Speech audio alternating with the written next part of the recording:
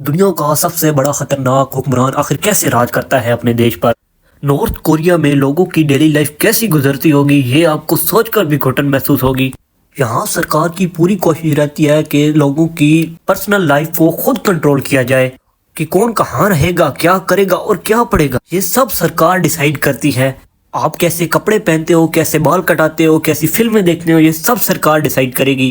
حتیٰ کہ جب آپ ایک اسکرین شاٹ بھی لیں تو یہ بھی وہ سرکار کے پاس جاتا ہے، سرکار کی کنٹرول میں ہوتا ہے، تاکہ انہیں ہمیشہ پتہ چلتا رہے کہ آپ کے فون پر کیا ہو رہا ہے، کیا دیکھا جا رہا ہے۔ اس دیش میں کرائم دادا نے کیا ہے، لیکن سزا پوتے تک کو بھگتنی پڑے گی۔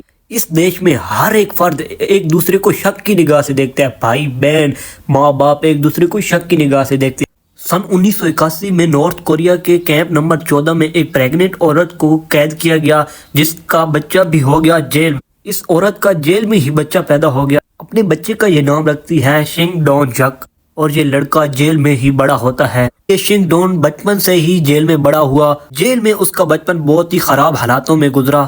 اسے کھانے کے لیے صرف تھوڑا سا دلیا دیا جاتا، وہ زندہ رہنے کے لیے گھاس اور چوہے کھانے لگتا۔ اس کیمپ میں تقریباً 20,000 قیدی تھے، اور اس کیمپ کے رول بڑے سمپل تھے۔ اگر آپ بھاگنے کی کوشش کرو گے تو آپ کو سیدھا گولی سے مار دیا جائے گا۔ اگر آپ کسی دوسرے کو بھاگنے کی بات سنتے ہو اور سرکار کو نہیں بتاتے، پھر بھی آپ کو مار دیا جائے گا۔ اسی دوران شنگ ڈون 13 سال کا ہو گیا، اور وہ اپنے ماں باپ سے جیل سے بھاگنے کا پلان بنانے لگ گیا۔ شنگ ڈون کے پلان کے بارے میں سرکار کو پتہ چل جاتا ہے، اس کیمپ کے گارڈز کو پتہ چل جاتا ہے۔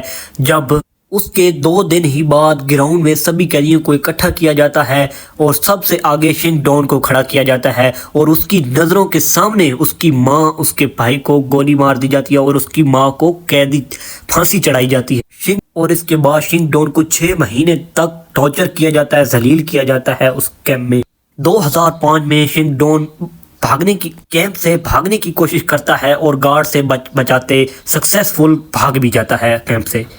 گارڈ کی نظروں سے بچاتے یہ نارتھ کوریا سے چائنا پہنچ جاتا ہے، اور یہی کارن ہے کہ اس کی کہانی دنیا کو پتہ چل جاتی ہے۔ اس لڑکے پر بہت سی فیمس کتابیں لکھی جاتی ہیں۔ آئیے دیکھتے ہیں نارتھ کوریا میں ڈیلی لائف دکھتی کیسی ہے، عام لوگوں کی زندگیاں کیسی گزرتی ہیں وہاں، دنیا کے سب سے خوفناک ملک میں۔ نارتھ کوریا کی پاپولیشن تقریباً 2.5 کروڑ لوگوں کی ہے۔ اگر آپ اسے نقشے پر دیکھیں گے تو یہ ساؤتھ کوریا کے قریب ہی ہے۔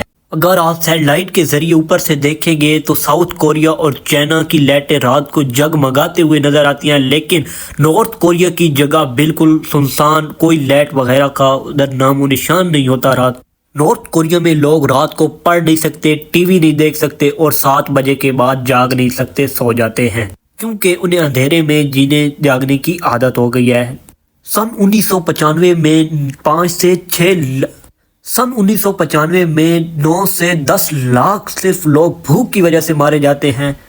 نارتھ کوریا میں لوگ اپنے والدین کو بھوکا مرنے دیتے تاکہ ان کے آنے والے بچے زندہ رہ سکیں اس کھانے کو کھا کر۔ نارتھ کوریا میں اگر کوئی ویکتی پولیٹیکل کرائم کرتا ہے تو اس کی سزا 3 جنریشن کو بھگتنی پڑتی، تو اس کے پورے پریوار کو جیل میں ڈال دیا جاتا ہے، اور اس کی ایک انسان کے کیے کی سزا 3 جنریشن تک کو بھگتنی پڑے گی۔ یعنی کہ دادا نے اگر کوئی کرائم کیا ہے تو پوتا بھی جیل میں جائے گا۔ اسی لیے